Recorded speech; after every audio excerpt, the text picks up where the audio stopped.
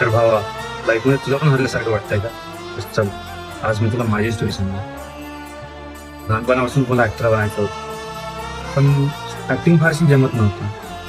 नंतर मग मी डिसाईड केलं की चला, ॲक्टर नाही बनलो तर डायरेक्टर बनू, स्वतःचीच फिल्म लिहू आणि स्वतःलाच कास्ट करू.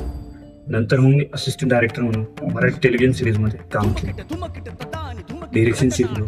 त्यानंतर मी स्वतःचीच फिल्म लिहिली आणि नंतर फिल्म शूट पण चालू केलं. मधातच पैसे संपले आणि शूट बंद पडलं.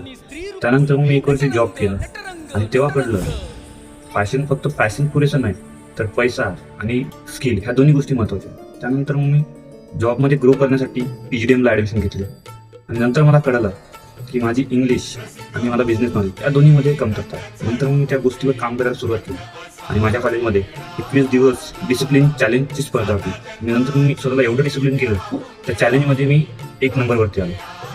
आणि तेव्हापासून मला वाटलं की भाई, लाईफमध्ये जर काही पण करायचं झालं तर हार नाही मानायची आणि पुढे गोष्टी करत राहायच्या.